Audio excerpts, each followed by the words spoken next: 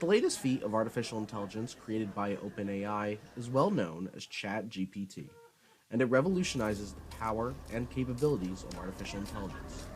Machine learning expert Fernando Fioretto has more on how it works. There's basically machines that are trained, we say in jargon, so essentially they see a lot of material, a lot of examples, in this case maybe a lot of text. And what they learn is basically some structure, some representation of this text. And then they learn various tasks. So ChatGPT is categorized as a large language model. Namely, it's a language model, so it is trained over a corpus of languages to output languages. Through this sort of training, ChatGPT will only improve. By the means of showing them examples many times, those models essentially learn. And for students, the results are maximized for a minimum effort.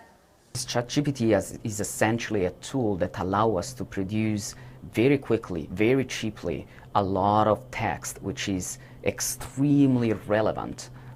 Now, ChatGPT's ease of use pretty much makes the whole system accessible for any student with an internet connection. All you have to do is go to their website, create an account completely free of charge, and then you'll be prompted to ask the AI what you want it to do.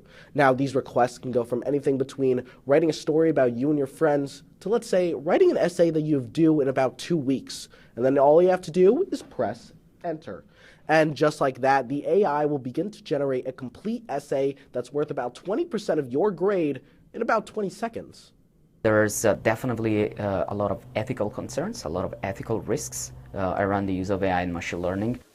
Despite these ethical concerns, like such a large risk to academic integrity that ChatGPT can result in, the Office of Academic Expectations at Syracuse University seems to welcome the new technology with open arms, saying, quote, "While these developing AI platforms create potential risks to academic integrity, they also create opportunities for engaging students in exploring the limits of artificial intelligence. My colleagues and I will continue to follow the growth of these platforms and develop resources for responding to these technologies, as well as discussing ways ChatGPT can be integrated in the classroom." Teaching assistant of tech integration in education, Fasika Melessa, feels the same way. I feel like that's the wrong way that we should be discussing about, focusing on cheating rather than focusing on, meaning. What's the, meaning making? How do students use it to make meaningful learning experiences? There are so many ways we're already using artificial intelligence tools, such as Grammarly, for instance, even Google Translate, social media algorithms. These things are we use them every day for education. But should we fear AI? Well, maybe not just yet. We humans, we adapt, so we just have to be cautious and very critical. We need to be cognizant that when we have access to a technology, that technology in any type of field can do both harm and good. Our school's Infodemic project is set to be released later this week. Welcome into News Live at 6. I'm Bradley Hoppenstein. And I'm Tyler O'Neill. Citrus TV reporter Brandon Myers is here in studio with more. Brandon. That's right. Now, the infodemic is the overflow of both true and false information causing mass confusion and uncertainty. And it is the main focus of the big news house's big project this year. While a whole website will be released in the next couple of days, we spoke to Assistant Professor Milton Santiago and got a quick preview of what's to come. Infodemic, take 2. Beware, I am not Tay Diggs. But this is the infodemic. We wanted to find a clever way to introduce the core sort of mission of the infodemic reporting project. And so we came up with this idea that it would be great if on the website, when you first landed on the report, there were a deepfake of a famous Syracuse alum that sort of introduced all of the material that a user is going to see on the website. Graduate student Jason Lozada put the deepfake technology together. There are different ways to use it, maybe more for entertainment uses versus using it to sort of manipulate audiences. We've reached a point where your online self is a huge representative of who you are. The computer world has just bled so much into our real lives that it just becomes more and more things become very fragile. So we kind of just have to be on top of all the innovations. EDJ student Tiger Munn was the AI's subject. It's kind of cool to be a part of this, and it's kind of cool to like use this technology for good so people can educate themselves better on something like this. Now when you add an AI where you can make people look like other people, that tends to gonna make things more complicated. Now you can make people's voices sound like them. But it's not just artificial intelligence. Student coordinator Sarah Dolgen led some of the other content for the project. There's going to be almost 30 stories about completely different facets of disinformation.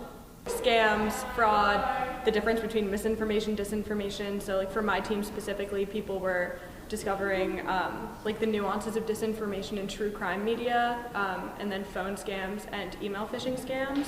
And as the infodemic progresses, we're just going to see an increase of more fake material that if the public's not informed and given sort of some ways, some tips and tricks to be able to sort of filter out what's real from what's not real, a conversation that's already difficult is only going to get more difficult in time. Now, teams of reporters have been working on this project since August, but the discussion of misinformation, especially with the use of artificial intelligence, has only just begun. Tyler, Bradley, back to you. And here on campus, the Syracuse bus schedule can be an issue for many students. Citrus TV's Brandon Myers reports on one student's creative solution. Whether you live on South Campus or you're visiting a friend, waiting for the bus is no enjoyable experience. But SU sophomore Noah Thompson has come up with a unique solution, a student carpool service.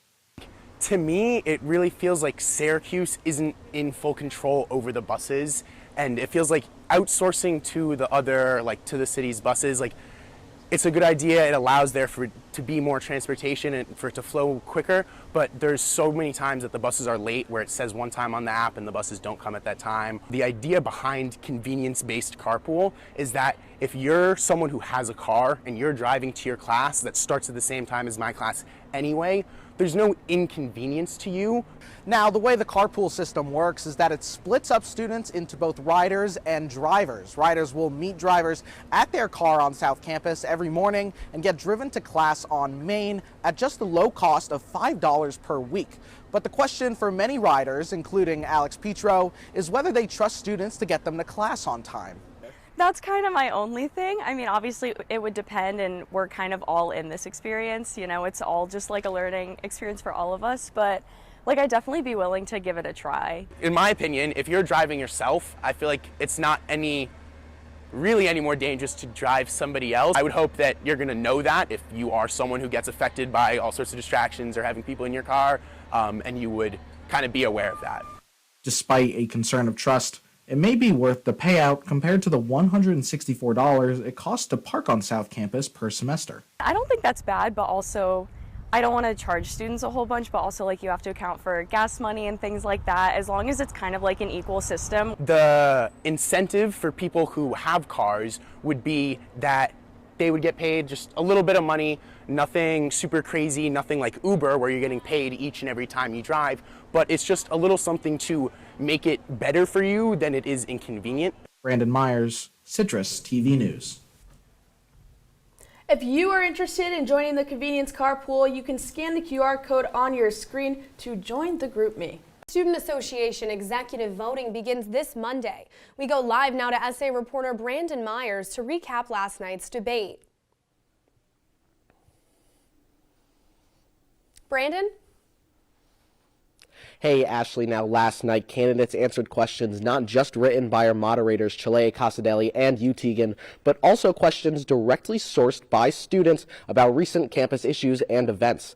Our debate kicked off last night discussing the Graduate Student Union.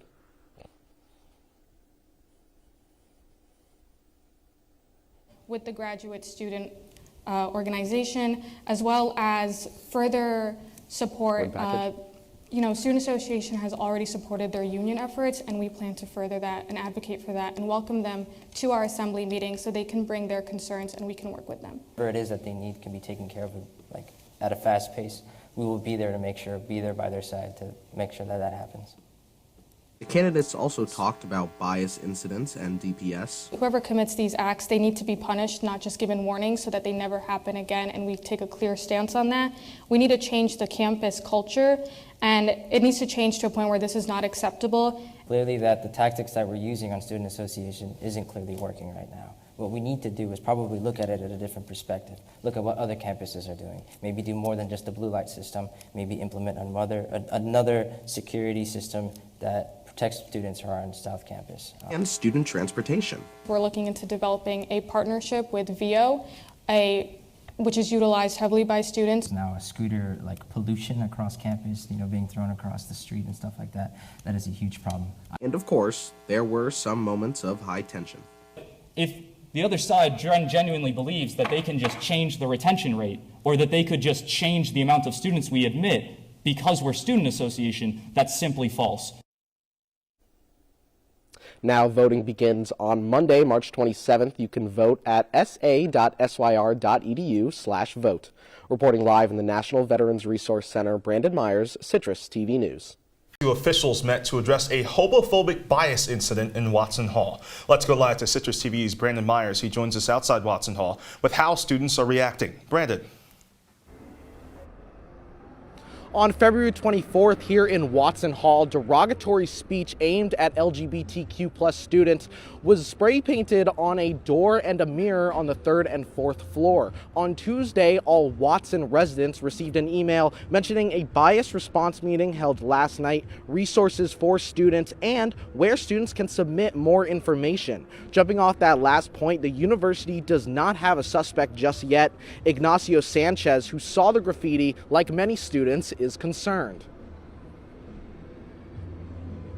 Gives a message that people can do that and sort of get away with it, and I'm pretty sure there's no security cameras in the hallways anyway, so I mean I don't know how they're going to find out who did it, but it does, I mean it is slightly concerning that people are doing that in the hallways and the bathrooms, and yeah, just it sort of puts into perspective like the mentality that people can just do anything and get away with it in Watson. Now, we reached out to DPS on why this email was only sent out to Watson students and why their incident reports website had not been updated. Eventually, a campus-wide email was sent out, and the website does have new information nearly a week after the incident first occurred. Reporting live in front of Watson Hall, Brandon Myers, Citrus TV News. Here on the Hill, we've seen a lot of bias incidents happen in the past couple months. Yeah, new legislation has been proposed in the Student Association to increase university and DPS transparency. Student Association beat reporter Brandon Myers has more. That's right. Now, DPS has faced some criticism this semester about what some have called a lack of transparency, from not updating their bias incident website after graffiti was found in Watson within its normal 48-hour period, to more recently not releasing an immediate official alert to a rumored shooter on campus.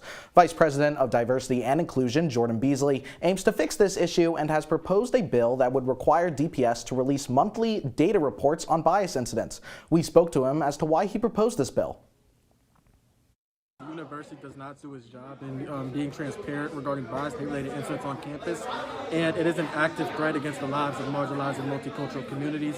Racial epithets, racial slurs, homophobic slurs, and other racial and hate-based type incidents can be damaging both mentally and physically. Now, this bill will be voted upon next week, and we may not see these reports until the fall, so here at Citrus TV, we collected the data ourselves through DPS's website. As you can see on the graph on your screens right now, we saw a trend of a high number of incidents in the spring and low number in the fall, but we are now seeing a steady climb in bias incidents over the past year. Also, according to the data we collected, GPS's chief, Craig Stone, identified individuals responsible for about 24% of bias incidents occurring so far in his term, which began in April of last year. Now, this number greatly improves from former Chief Robert Maldonado, who stood at only 4%. Now, DPS transparency remains a top issue for students, and this bill is just the first step in increasing trust in the department. Guys, back to you.